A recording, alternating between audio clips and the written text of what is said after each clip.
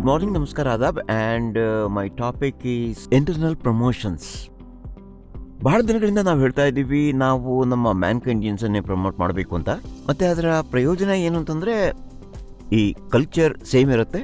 ಕಲ್ಚರ್ನ ಅರ್ಥ ಏನು ಅಂತಂದರೆ, they understand the mind set of the Mankind. ಈಗ ಮೆಷಿನರಿ ಇದೆ, ಅದೊಂದು ರೀತಿಯಲ್ಲಿ ಕೆಲಸ ಮಾಡುತ್ತೆ. ಆ ಕೆಲಸ ಮಾಡುವಂಥ ವಿಧಾನವನ್ನು ಏನು ತಿಳ್ಕೊತೀವಿ, ಅದಕ್ಕೆ ಹೇಳೋದು ಮೈಂಡ್ ಸೆಟ್ ಅಂತ. ಉದಾಹರಣೆಗೆ, ಇಲೆಕ್ಟ್ರಿಕ್ ವಾಹನಕ್ಕೆ ನೀವು ಪೆಟ್ರೋಲ್ ಹಾಕಿದರೆ ವಾಹನ ನಡೆಯೋದಿಲ್ಲ. That is what our basically intentions are. ಆದರೆ ಸಮಸ್ಯೆ ಎಲ್ಲಿ ಬರುತ್ತೆ ಅಂತಂದ್ರೆ, ಅನೇಕ ಜನರಿಗೆ ತಮ್ಮದೇ ಆದಂತಹ ಒಂದು ಭಯ ಇದೆ. ಅವ್ರಿಗೆ ಅವ್ರದ್ದೇ ಆದ ಭಯ ಇದೆ, ಅಪ್ರಿಹೆನ್ಷನ್ಸ್ ಇವೆ. ಮತ್ತೆ ನಾವು ನೋಡಿದ ಹಾಗೆ ಈ ಫ್ಲೆಕ್ಸಿಬಲ್ ಜನ ಏನಿರ್ತಾರೆ, ಅವ್ರು ಹೆಚ್ಚು ಮುಂದುವರಿತಾರೆ. ಈಗ ಉದಾಹರಣೆಗೆ, ಒಬ್ಬ ಹುಡುಗ ಮೆಡಿಕಲ್ ರ್ಯಾಪ್ ಮೀರಟ್ನಲ್ಲಿ ಜಾಯ್ನ್ ಆದರೆ, ಅವನಿಗೆ ಒಂದು ಅವಕಾಶ ಲಕ್ನೋದಲ್ಲಿ ಸಿಕ್ಕಿದ್ರೆ ಅವನು ಹೊರಟೋಗ್ತಾನೆ. ಮತ್ತೆ ಅವನಿಗೆ ಇನ್ನೊಂದು ಅಪರ್ಚುನಿಟಿ ಸಿಗುತ್ತೆ ಇನ್ಯಾವುದೋ ಹಳ್ಳಿ ಡಿವಿಷನಲ್ಲಿ, ಪುಣೆಯಲ್ಲಿ ಸಿಗುತ್ತೆ, ಹೋಗ್ತಾನೆ. ಮೂರನೇದು ಸಿಗುತ್ತೆ ಅವನಿಗೆ ಬ್ಯಾಂಗ್ಳೂರಲ್ಲಿ, ಹೊರಟೋಗ್ತಾನೆ. ಒಂದು 10-15 ವರ್ಷದಲ್ಲಿ he reaches to the post of 3rd line 4th line manager. ಈ ರೀತಿಯಾಗಿ ಒಬ್ಬ ವ್ಯಕ್ತಿಗೆ ಬೇರೆ ಬೇರೆ ರಾಜ್ಯದ ಬೇರೆ ಬೇರೆ ಡಿವಿಷನ್ಸ್ನ ಎಕ್ಸ್ಪೋಜರ್ ಸಿಗುತ್ತೆ. ಆ ವ್ಯಕ್ತಿಯ ಫ್ಲೆಕ್ಸಿಬಿಲಿಟಿಯನ್ನು ನೋಡಿ, ಅವನ ಮೆಚುರಿಟಿಯನ್ನು ನೋಡಿ, ಅವನ ಸಕ್ಸಸ್ ಟ್ರ್ಯಾಕ್ ರೆಕಾರ್ಡನ್ನು ನೋಡಿಕೊಂಡು ಅವನಿಗೆ ಚಾನ್ಸಸ್ ಹೆಚ್ಚು ಸಿಗುತ್ತೆ ಬಹಳ ದೊಡ್ಡ ಮ್ಯಾನೇಜರ್ ಆಗೋದಕ್ಕೆ. ಒಂದು SM, marketing manager, general manager ಇವರೇ ಆಗ್ತಾರೆ. ಹೇಗಾಗ್ತಾರೆ? ಯಾರು ಪ್ರಾರಂಭದಲ್ಲಿ ಇನ್ನೋಸೆಂಟ್ ಆಗಿ ಪ್ರಮೋಷನ್ಸ್ ತಗೋತಾರೋ ಮತ್ತು ಟ್ರಾನ್ಸ್ಫರ್ಸ್ ತಗೋತಾರೋ, ಅವರ ಕುಟುಂಬಕ್ಕೆ ಏನೂ ತೊಂದರೆ ಆಗೋದಿಲ್ವ? ಆಗತ್ತೆ. ಅವರ ಮಕ್ಕಳು, ಹೆಂಡತಿ ಬೇರೆ ಬೇರೆ ಸ್ಕೂಲ್ಗೆ ಹೋಗ್ತಾರೋ ಇಲ್ವೋ? ಹೋಗ್ತಾರೆ. ಆದರೆ ಇನ್ ದ ಲಾಂಗ್ ರನ್ ಅವರಿಗೆ ಯಾವಾಗಲೂ ಹೆಚ್ಚು ಬೆನಿಫಿಟ್ ಸಿಗ್ತವೆ. ಇನ್ನೊಂದು ಕಡೆಯಲ್ಲಿ ಲಕ್ನೋದಲ್ಲಿ ಸೇರಿದ ಯಾರೋ ಒಬ್ರು ಹೇಳ್ತಾರೆ, ಸರ್ ನನಗೆ ಪ್ರಮೋಷನ್ ಕೊಡೋದಾದರೆ ನೀವು ನನಗೆ ಲಕ್ನೋದಲ್ಲೇ ಕೊಡಬೇಕು ಅಂತ ಹೇಳ್ತಾರೆ. ನಾನು ಬೇರೆ ಡಿವಿಷನ್ಗೆ ಹೋಗೋದಿಲ್ಲ ಅಂತ ಹೇಳ್ತಾರೆ. ನನಗೆ ಇಲ್ಲೇ ಖುಷಿ. ಮತ್ತು ಅದಕ್ಕೆ ಅನೇಕ ಎಕ್ಸ್ಕ್ಯೂಸ್ ಕೊಡ್ತಾರೆ. ನಾನು ಎಕ್ಸ್ಕ್ಯೂಸ್ ಅಂತಲೇ ಹೇಳೋದು, ನನ್ನ ಕುಟುಂಬ ಇದೆ, ನನ್ನ ಹೆಂಡತಿ ಇದ್ದಾಳೆ, ನನ್ನ ಪೇರೆಂಟ್ಸ್ಗೆ ತುಂಬ ವಯಸ್ಸಾಗ್ಬಿಟ್ಟಿದೆ, ನನಗೆ ಹೋಗೋಕ್ಕಾಗಲ್ಲ ಅಂತಾರೆ. ಈಗ 15-20 ವರ್ಷಗಳ ನಂತರ ಈ ಇಬ್ಬರು ಒಬ್ಬರು ಲಕ್ನೋದವರು ಬಹಳ ಫ್ಲೆಕ್ಸಿಬಲ್ ಆಗಿದ್ದಾರೆ. 1 ವರ್ಷ ಟ್ರೈನಿಂಗ್ ತಗೊಂಡ್ರು. ಮತ್ತು 20 ವರ್ಷದ ನಂತರ ಈ ಫ್ಲೆಕ್ಸಿಬಲ್ ಆಗಿರುವಂತಹ ವ್ಯಕ್ತಿ ಜನರಲ್ ಮ್ಯಾನೇಜರ್ ಆಗ್ತಾರೆ. ಹೆಡ್ ಆಫೀಸಲ್ಲಿದ್ದು ಇಡೀ ಇಂಡಿಯಾ ನೋಡ್ತಾರೆ. ಇನ್ನೊಬ್ಬ ವ್ಯಕ್ತಿ ಬಹಳ ಇನ್ಫ್ಲೆಕ್ಸಿಬಲ್ ಮತ್ತು ರಿಜಿಡ್ ಆಗಿದ್ದವರು, ಅವ್ರಿಗೆ ಲಕ್ನೋದಲ್ಲಿರಬೇಕು. ಅವರು ಇನ್ನೂ ಕೂಡ ಕೆಲಸ ಮಾಡ್ತಿರೋದು 1st ಲೈನರ್ ಅಥವಾ ಮ್ಯಾಕ್ಸಿಮಮ್ 2nd ಲೈನರ್. ಈಗ ಈ 2nd ಲೈನರ್ ತಮ್ಮ ಹಳೆಯ ಸಹೋದ್ಯೋಗಿಗೆ ರಿಪೋರ್ಟ್ ಮಾಡ್ತಾರೆ. ಅವ್ರಿಗೆ ಇಷ್ಟ ಆಗೋದಿಲ್ಲ, ಅವ್ರು ಡೆಸ್ಪರೇಟ್ ಆಗ್ತಾರೆ. ಅವ್ರು ಹೇಳ್ತಾರೆ, ಇದೇನಾಯ್ತು ಸರ್, ನನಗೆ ಅವಕಾಶ ಸಿಕ್ಕಿಲ್ಲ ಅಂತ ಹೇಳ್ತಾರೆ. ನಾನು ನಿಮ್ಗೆ ಹೇಳ್ತಿರೋದು ಫ್ಲೆಕ್ಸಿಬಲ್ ಆಗಿರೋದರ ಪ್ರಯೋಜನಗಳು ಮತ್ತು ರಿಜಿಡ್ನಿಂದ ಆಗೋ ಸಮಸ್ಯೆಗಳು. ಒಂದು, ಇವತ್ತು ನೀವು ಸ್ಯಾಕ್ರಿಫೈಸ್ ಮಾಡಿ, ಆಗ ನಂತರದಲ್ಲಿ ನಿಮಗೆ ಬೆನಿಫಿಟ್ ಸಿಗ್ತವೆ. ಅದನ್ನೇ ಗಮನದಲ್ಲಿಟ್ಕೊಂಡು we are continuously talking to everybody. ನೋಡಿ, ನಿಮಗೆ ಈಗ ಪ್ರಮೋಷನ್ ಆಗುವಂಥ ಅವಕಾಶ ಸಿಕ್ಕಿದ್ರೆ ತಗೊಳ್ಳಿ ಅದನ್ನು. ಕಂಪ್ನಿ ನಿಮಗೆ ಗ್ಯಾರಂಟಿ ಕೊಡ್ತೆ, ನಿಮಗೆ 2 ವರ್ಷಗಳ ತನಕ ನಿಮ್ಮ ಇನ್ಸೆಂಟಿವ್ ಸಿಗುತ್ತೆ ಅಂತ. ಸಿಕ್ಕಿಲ್ಲ ಅಂದರೆ 3 ವರ್ಷ ತನಕ ಮಾಡೋಣಂತೆ. We are so flexible for that. ಮ್ಯಾನ್ಕೈಂಡ್ಗಿಂತ ಹೆಚ್ಚು ಫ್ಲೆಕ್ಸಿಬಲ್ ಆಗಿರೋ ಕಂಪ್ನಿ ಬೇರೊಂದಿಲ್ಲ, ಖಂಡಿತ ಹೇಳ್ತೀನಿ. We are so flexible for our own people. ಹಾಗಾಗಿ ನನ್ನ ರೆಕಮೆಂಡೇಶನ್ ಏನಂತಂದರೆ, ಅದನ್ನು ಖಂಡಿತ ತಗೊಳ್ಳಿ. ನೋಡಿ, ಮತ್ತೆ ಮತ್ತೆ ಅವಕಾಶಗಳು ಸಿಗೋದಿಲ್ಲ. ಜನರು ನಮ್ಗೆ ಹೇಳ್ತಾರೆ, ಸರ್ ನೀವು ಹೊರಗಿಂದ ಜನ ತಗೊಂಡ್ರಿ ಅಂತ. ಏನು ಮಾಡೋದು? ಬೇರೆ ದಾರಿನೇ ಇಲ್ಲ. ಈಗ ನಮ್ಮ ಜನರು ತಮ್ಮದೇ ರಾಜ್ಯದಲ್ಲಿ ಬೇರೆ ಡಿವಿಷನ್ನಲ್ಲಿ ತಗೊಳ್ಳೋದಕ್ಕೆ ಹೆದರ್ತಾರೆ. ಹೇಳ್ತಾರೆ ಬಹಳ ಕಷ್ಟದ ಕೆಲಸ ಅಂತ. ಸೊ ಕಷ್ಟ ಆದರೂ ಆ ಕೆಲಸವನ್ನು ಮಾಡಿ, ಕಂಪ್ನಿ ನಿಮ್ಮ ಜೊತೆಗೆ ಇರುತ್ತೆ. Company will always support you. ಕೆಲವು ವಿಷಯಗಳನ್ನ ನಾನೀಗ ಮಾತಾಡಬೇಕಾಗಿದೆ.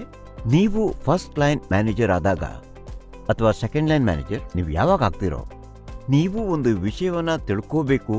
What makes you a successful 1st line and 2nd liner? Number 1, ನಿಮಗೆ ಡೇಟಾವನ್ನು ರೀಡ್ ಮಾಡೋದಕ್ಕೆ ಬರಬೇಕು. ಯಾಕಂದರೆ ಡೇಟಾ ಅಂಡರ್ಸ್ಟ್ಯಾಂಡಿಂಗ್, ಡೇಟಾ ರೀಡಿಂಗ್ ಇಲ್ಲ ಅಂದರೆ ನಿಮ್ಮ ಬಳಿ ಆ ಹೆಡ್ ಕ್ವಾರ್ಟರ್ಸ್ನ ಇಂಟೆಲಿಜೆನ್ಸ್ ಇರೋದಿಲ್ಲ. ಕಾರಣ ಏನು? ಒಬ್ಬ ಮೆಡಿಕಲ್ ರ್ಯಾಪ್ ಒಂದು ಹೆಡ್ ಕ್ವಾರ್ಟರ್ಸ್ನಲ್ಲಿ 25 ದಿನ ಕೆಲಸ ಮಾಡ್ತಾರೆ. ನೀವು 1st ಲೈನ್ ಮ್ಯಾನೇಜರ್ ಆಗಿದ್ದರೆ ನೀವು 5 ದಿನ ಕೆಲಸ ಮಾಡ್ತೀರಿ. 5 ದಿನಗಳಲ್ಲಿ you are suppose to add so much of value so that ಇನ್ನುಳಿದ 20 ದಿನಗಳಲ್ಲಿ, ಅಂದರೆ ಆ ಹೆಡ್ ಕ್ವಾರ್ಟರ್ಸ್ನಲ್ಲಿ ನೀವು ಇಲ್ಲದಾಗ ಅವರು ನಿಮ್ಮನ್ನು ನೆನಪಿಸಬೇಕು, ನೀವು ಅವರಿಗೇನೋ ಕಲಿಸಿರಬೇಕು. ಅವರನ್ನು ಇಂಪ್ರೆಸ್ಗೊಳಿಸಿರಬೇಕು, ನಿಮ್ಮನ್ನು ಗೌರವಿಸಬೇಕು. ಯಾಕಂದರೆ ಪ್ರೊಫೆಷ್ನಲಿ ಸಾಲಿಡ್ ನೀವು, ಆಗ ನೀವು ಸಕ್ಸಸ್ಫುಲ್ ಆಗ್ತೀರಿ. ಅದಕ್ಕಾಗಿ ನಿಮಗೆ ಡೇಟಾ ರೀಡಿಂಗ್ ಬರಬೇಕು. ಆ್ಯಸ್ ಎ ರ್ಯಾಪ್ ನಮಗೆ ಇಷ್ಟ ಆಗದೇ ಇರೋದೇನೆಂದರೆ ಅದು ಡೇಟಾ.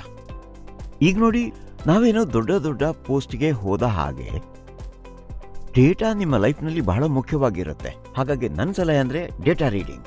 ಈಗ ಏನು ಡೇಟಾ ರೀಡಿಂಗ್ ಮಾಡಬೇಕು ಅಂತ ನಾನು ನಿಮ್ಗೆ ಹೇಳ್ತೀನಿ. ಬಹಳ ಮುಖ್ಯವಾಗಿ 7 ಪಾಯಿಂಟ್ಸ್. ನಂಬರ್ 1 ಪಾಯಿಂಟ್, ನೀವು ಯಾರ ರೀಜನ್ಗೆ ಕೆಲಸ ಮಾಡಕ್ಕೆ ಹೋಗ್ತೀರಾ ಅವರ ಕವರೇಜ್ ಹೇಗಿತ್ತು, ಅವರು ಅಲ್ಲಿನ ಎಲ್ಲ ಡಾಕ್ಟರ್ಸನ್ನು ಭೇಟಿಯಾಗಿದ್ದಾರೋ ಇಲ್ವೋ. Number 2, missing calls. 2 ಬಾರಿ ಅವರು ಡಾಕ್ಟರನ್ನು ಭೇಟಿಯಾಗಬೇಕಿದ್ದು, ಒಂದೇ ಬಾರಿ ಆಗಿದ್ದು. ನಂಬರ್ 3, ಎಲ್ಲೇ ಆಗಲಿ ಯಾವುದೇ ರೀತಿಯ ಟೇಬಲ್ ಟಾಪ್ ಆಕ್ಟಿವಿಟೀಸ್ ಆಗಿದೆಯೋ, ಅದಾಗಿದೆಯೋ ಇಲ್ವೋ ಅಂತ.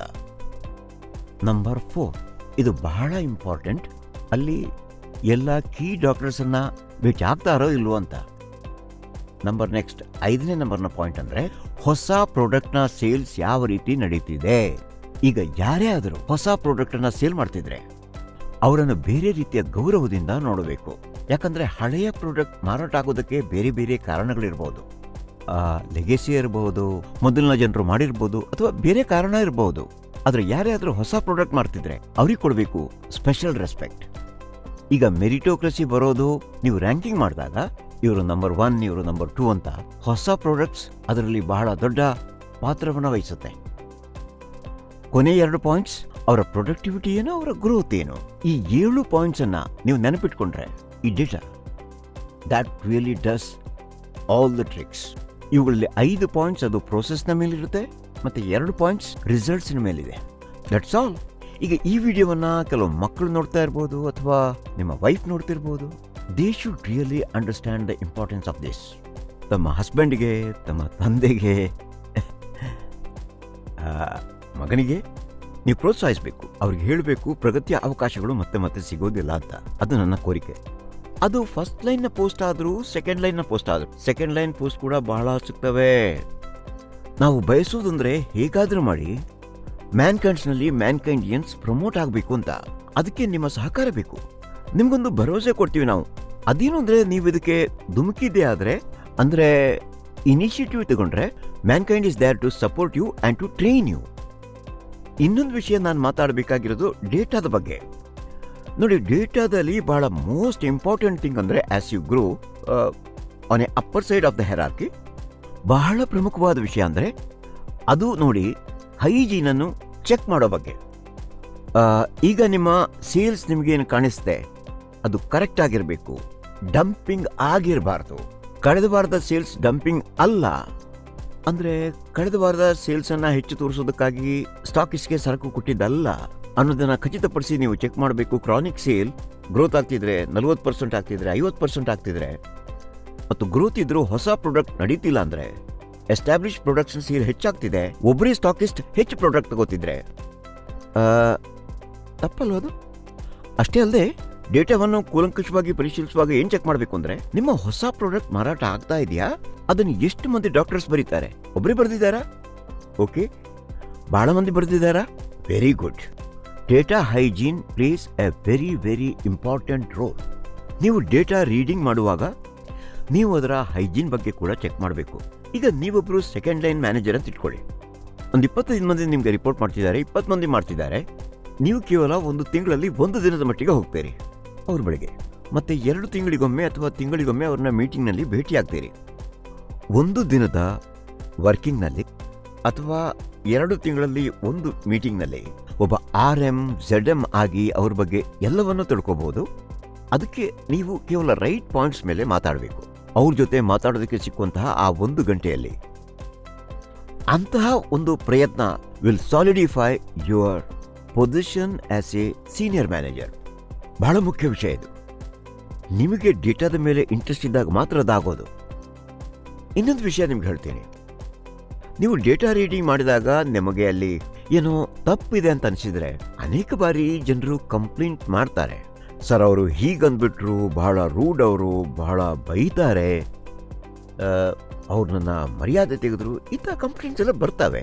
ಮತ್ತು ಕೆಲವೊಮ್ಮೆ ನಾವು ಸೀನಿಯರ್ ಮ್ಯಾನೇಜರ್ಸನ್ನ ಹೆಡ್ ಆಫೀಸಿಗೆ ಕರೆಸ್ತೀವಿ. ಅವ್ರ ಹೆಡ್ ಆಫೀಸ್ಗೆ ಬಂದಾಗ ನಾವು ಅವರಲ್ಲಿ ಕೇಳ್ತೀವಿ ಹೀಗೆ ಯಾಕೆ ಆಗ್ತಿದೆ ಅಂತ. ಆಗ ಆ ಸೀನಿಯರ್ ಮ್ಯಾನೇಜರ್ ನಮ್ಮಲ್ಲೇ ಕೇಳ್ತಾರೆ, ಸರ್ ನೀವೇ ಹೇಳಿ, ಅವನ ಕವರೇಜ್ ಚೆನ್ನಾಗಿಲ್ಲ ಅಂದ್ರೆ ಬೈಬಾರ್ದ? ನಾನು ಮೀಟಿಂಗಿಗೆ ಬಂದಾಗ ಡೈರಿ ತಗೊಂಡು ಬಂದಿಲ್ಲ ಅಂತಂದ್ರೆ ಅವ್ರಿಗೆ ಹೇಳ್ಬಾರ್ದಾ? ಸರ್ ಅವರು ಕೀ ಡಾಕ್ಟರ್ಸನ್ನ ಭೇಟಿ ಆಗ್ತಿಲ್ಲ ಅಂದ್ರೆ ನಾನು ಅವ್ರಿಗೆ ಹೇಳ್ಬಾರ್ದಾ? ಸರ್ TTR ಅನ್ನ ಹಂಚಿಲ್ಲ ಅಂದ್ರೆ ಕೇಳಬಾರ್ದಾ? ನೀವು ಪ್ರತಿಯೊಂದನ್ನು ಮಾಡಿ. ಪ್ರಶ್ನೆ ಏನು ಅಂದ್ರೆ, ನೀವು ಅದೇನು ಮಾತಾಡಬೇಕಾಗಿದ್ರು ಕೂಡ ಮಾತನಾಡುವಂತ ವಿಧಾನ ತಿಳಿದಿರಬೇಕು. ಇದು ಕಪ್ಪಗಿದೆ, ಇದು ಬೆಳ್ಳಗಿದೆ, ಅದು ಎಲ್ರಿಗೂ ಗೊತ್ತು. ಆ ವ್ಯಕ್ತಿಗೆ ನೀವು ಯಾವ ರೀತಿಯಾಗಿ ತಿಳಿಯ ಹೇಳ್ತೀರಿ? ಮೊದಲನೇ ವಿಷಯ, ಯಾವ ರೀತಿಯಾಗಿ ಯಾವ್ಯಾವ ಶಬ್ದಗಳನ್ನ ನೀವು ಬಳಕೆ ಮಾಡ್ತೀರಿ. ಎರಡನೇ ಮುಖ್ಯ ವಿಷಯ ಅಂದ್ರೆ ಎಲ್ಲಿ ಹೇಳುತ್ತೀರಿ, ಮೀಟಿಂಗ್ನಲ್ಲೋ ಪ್ರತ್ಯೇಕವಾಗಿಯೋ. ಮೂರನೇದಾಗಿ ಯಾವ ಇಂಟೆನ್ಷನ್ನಿಂದ ಹೇಳ್ತೀರಿ, ಯಾವ ಬಾಡಿ ಲ್ಯಾಂಗ್ವೇಜ್ನೊಂದಿಗೆ ಹೇಳ್ತೀರಿ, ಯಾವ ಟೋನ್ನಲ್ಲಿ ಹೇಳ್ತೀರಿ. ಅದು ಬಹಳ ಮುಖ್ಯ ವಿಷಯ ಆಗುತ್ತೆ. ನೀವು ಸರ್ಕಾಸ್ಟಿಕ್ ಆಗಿ ಹೇಳ್ತೀರೋ, ಬಹಳ ನಿಷ್ಠುರವಾಗಿ ಹೇಳ್ತೀರೋ, ರೂಡ್ಲಿ ಹೇಳ್ತೀರೋ, ಅಪಶಬ್ದಗಳನ್ನ ಬಳಸ್ತೀರೋ, ಆಗ ಅವರು ಇಂತಹ ಶಬ್ದಗಳನ್ನ ಎತ್ಕೊಳ್ತಾರೆ, ನಿಮ್ಗೂ ಅದನ್ನು ಹೇಳ್ತಾರೆ. ಈಗ ಇನ್ನೊಂದು ವಿಷಯ, ನೀವು ಸಮಾಧಾನವಾಗಿ ಯೋಚನೆ ಮಾಡಿ ಮಾತಾಡಿ. ನಿಮ್ಗೆ ಇನ್ನೊಂದು ವಿಷಯ ತಿಳಿದಿರಬೇಕು, ಎಲ್ಲಿ ನೀವು ಮಾತಾಡದೆ ಸುಮ್ಮನಿರ್ಬೇಕು ಅಂತ.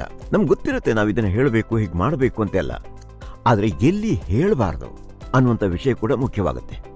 ಈಗ ಪ್ರತಿಯೊಬ್ಬ ವ್ಯಕ್ತಿಗೂ ನನ್ನ ಕೋರಿಕೆ ಅಂದ್ರೆ, first line, second line, third line, ದಯವಿಟ್ಟು ಯೋಚನೆ ಮಾಡಿ ಆ ವ್ಯಕ್ತಿಗೆ ರಿಕ್ವೈರ್ಮೆಂಟ್ ಏನು, ಅವ್ರು ನಿಮ್ಗೆ ಏನು ಹೇಳ್ತಾರೆ, ಅವರ ಡೇಟಾ ಏನು ಹೇಳುತ್ತೆ.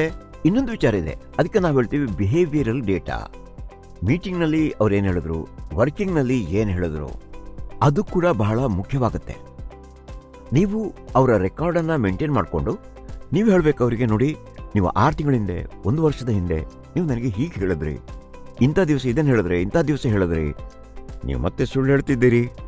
Then that really makes you a strong manager.